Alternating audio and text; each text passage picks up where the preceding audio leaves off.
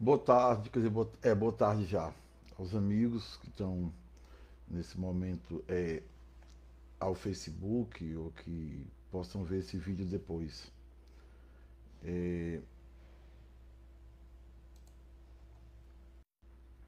eu estou aqui para falar de um acontecimento que a mim pessoalmente é extremamente ofensivo, agressivo. Eu falo como pai de um garoto surdo, como aliado do da comunidade surda em defesa das escolas bilíngues de surdos, enfim, como um aliado da comunidade surda, como militante da causa surda. O Andes SN, que é o Sindicato Nacional dos Docentes em Ensino Superior, mais uma vez protagoniza, mais uma vez exercita, digamos assim, uma posição de racismo linguístico contra as comunidades surdas. Vão fazer no dia 5 de outubro um debate sobre a questão surda,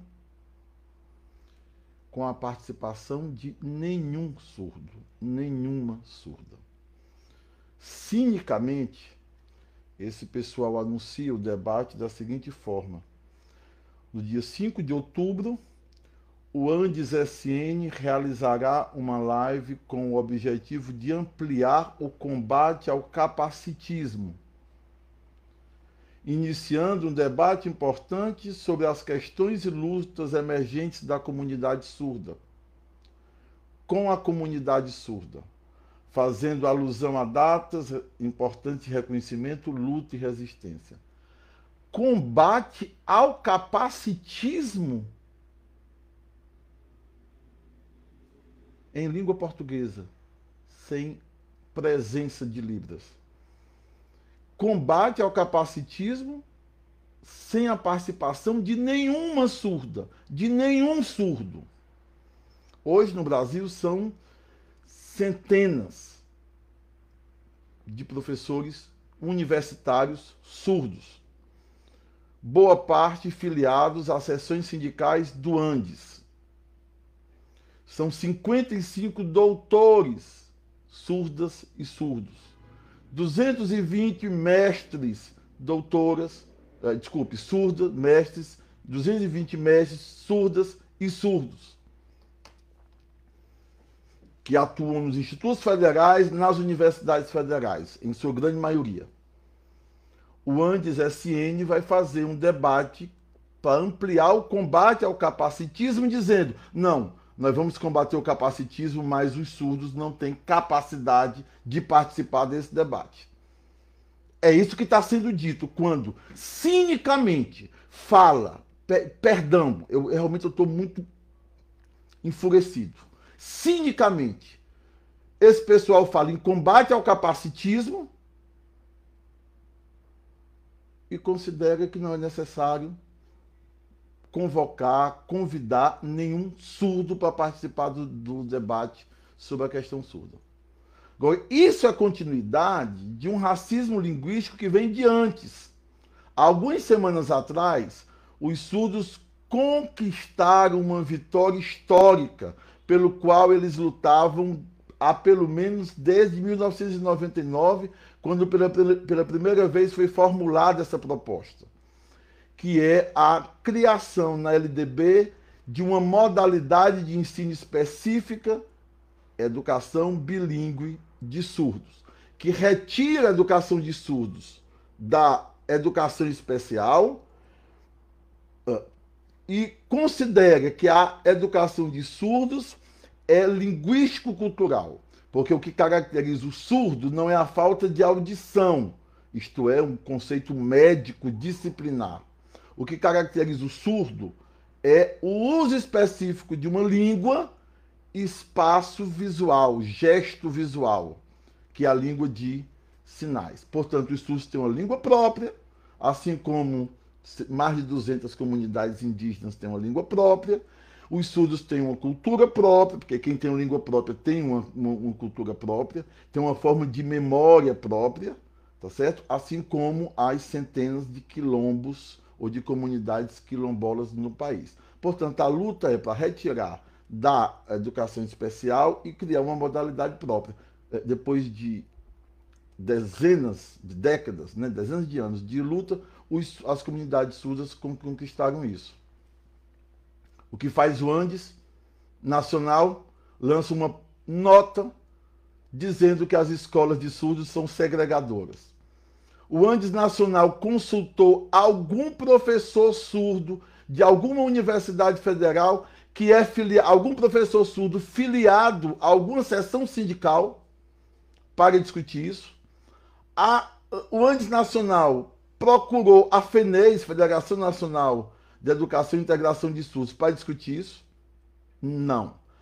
O Andes SN procurou alguma associação de surdos, alguma comunidade de surdos, para ouvir, não no sentido sensível, viu, pessoal do Andes, ouvir no sentido político, em diálogo, alguma comunidade surda, para perguntar assim, sobre que se baseia sua reivindicação de escolas linguísticas sinalizantes específicas, escolas bilíngues específicas. Não procurou. O Andes SN se comportou como aquilo que continua se comportando, como um birô de disciplinamento linguístico do Estado brasileiro. O Andes SN se comportou como um órgão do Estado em defesa da língua estatal majoritária do Estado brasileiro. E lançou uma nota dizendo que a conquista dos surdos é uma vitória do retrocesso, porque é uma escola segregacionista. As escolas linguísticas bilíngues dos indígenas são segregacionistas? Não. As escolas quilombolas e do campo são segregacionistas? Não. Mas por que as escolas de surdos bilíngues, baseadas em Libras e em português, são segregacionistas? Só pode ter uma explicação para uma conceptualização dessa: racismo linguístico. O Andes SN é um órgão da maioria linguística do país e age em favor do disciplinamento linguístico dessa maioria, ou seja, da língua majoritária do Estado brasileiro. Aí os professores surdos, centenas de professores surdos, fizeram uma nota de protesto, de repúdio à posição do Andes. Então, deram uma chance para o Andes ir conversar com eles. O que o Andes fez? Procurou algum surdo? De novo, não. O que o Andes fez? Lançou uma nota reafirmando a sua posição contra a escola de surdos e dizendo que repudiava qualquer escola que não seja a escola comum. Dá vontade de perguntar se os filhos dos diretores do Andes Nacional estudam em escola comum. Porque escola privada, meu bem, a escola particular que você paga R$800 do seu filho não é uma escola comum. Dá vontade de perguntar para o Andes SN se tem coragem de dizer para as escolas bilíngues americanas, francesas, italianas ou alemãs ou judaicas que elas devem ser fechadas porque não são escolas comuns. Claro que não. E não tem o menor sentido falar uma bobagem dessa. Pois bem, primeiro o Andes Nacional lança uma nota dizendo que a conquista de escolas bilíngues é uma política segregacionista. Aí os surdos protestam. O que faz o Andes Nacional? Imediatamente lança uma nota reafirmando a posição. Nem conversou com os surdos antes da primeira nota, nem conversou com os surdos quando os surdos publicam uma nota de repúdio ao Andes. E lança outra nota reafirmando a primeira nota. Aí agora o Andes Nacional resolve dizer o seguinte: não, nós vamos discutir, vamos ampliar o combate ao capacitismo. Bom, foram capacitistas uma vez, foram capacitistas segunda vez. Por que foram capacitistas? porque acham que os surdos não têm a capacidade de, discutir, de decidir que tipo de educação lhes cabe. As associações de surdos, a Federação Nacional de Surdos, nada disso tem importância. A comunidade de pesquisadores surdos das universidades do país, nada disso tem importância. Porque quem sabe disso é a especialista em educação especial, que fez um mestrado, um doutorado em educação especial, grande parte não sabe nem Libras, mas acha que pode discutir sobre a educação de surdos. E que pode decidir sobre a educação de surdos contra os surdos. Aí agora, dizendo que vai combater o capacitismo depois de ter sido capacitista, reincorre no capacitismo. Dia 5 de outubro, nós vamos ter uma discussão nacional do Andes Nacional sobre o capacitismo, de combate ao capacitismo, discutindo a questão surda, sem a participação de nenhum surdo. É assim, é como vamos discutir a questão negra, sem negros. Vamos discutir a questão das mulheres, sem mulheres no debate, por favor. Não. Vamos discutir a questão indígena, mas não precisa vir índios. Quem sabe uma boa negociação com o Estado de Israel sobre a questão palestina, mas sem a participação dos palestinos. É exatamente essa a posição do Andes Nacional.